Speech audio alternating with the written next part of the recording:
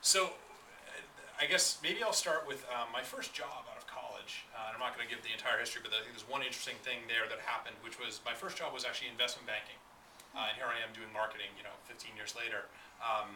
And I did investment banking, and I had developed some of the, like all investment bankers do, some of the most complicated and intricate spreadsheets, like linking multiple files and 10 or 20 sheets, and like really, really detailed, very, very quantitative job.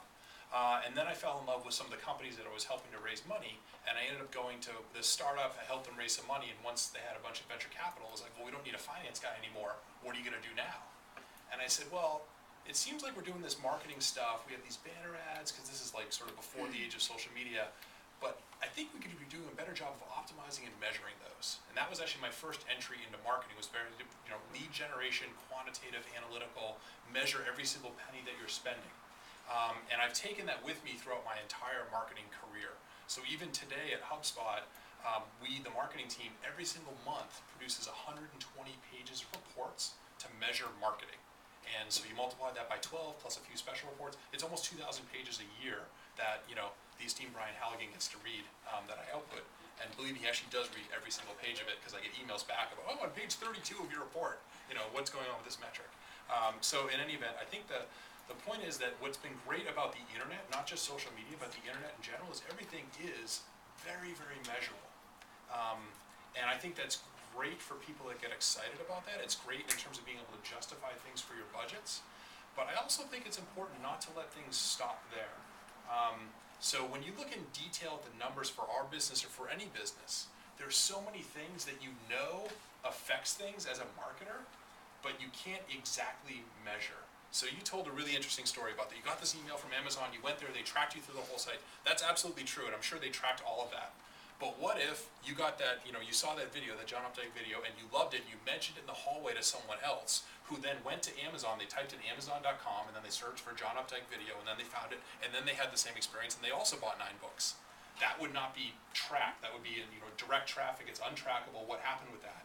And yet, that was a form of social media. Or if you emailed a link to someone and it was just an Amazon.com link, that would not show up in their tracking. Or if you sent it out on Twitter and it was just Amazon.com, depending what Twitter client they use, that might not be tracked either. So there's lots of things that end up not being tracked that as marketers, as PR professionals, we actually have an effect on.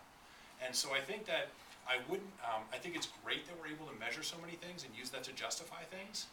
But I also think that sometimes if you're too down into those metrics, you end up cutting things out that actually are having a really positive effect on your business. And it's that gray area of things that I'm currently really, really fascinated by, because that's some of the things that we're sort of trying to figure out at HubSpot. What are those things where we feel like they have a really big effect, but how do you actually estimate sort of the value of that effect?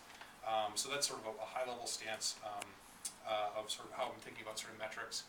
I guess maybe the last thing to mention is that what I love about being a content producer today, getting involved in social media, is you get to meet and network with basically anyone in the world. So, we've done an interview with Larry that was on our blog. We had Eric on our podcast, HubSpot TV, that we stream live every Friday, so just a few weeks ago. And even like MC Hammer has actually been a guest on our show. So I get to share a microphone with MC Hammer. Like literally, yeah, it was fantastic. It was like my life's dream. Ever since I was a little kid buying his tapes, right? Exactly. And so, it's just great that it really puts everyone on this equal footing. Like he was as excited to be on our, crappy little podcast as he would have been to be on like Jay Leno. Like it was literally like in his mind, he was like, wow, this is great. He was so excited to get on the show and talk about stuff. So what I love is just sort of the equality of the playing field that this really enables. Small businesses, big businesses, everyone can do this stuff.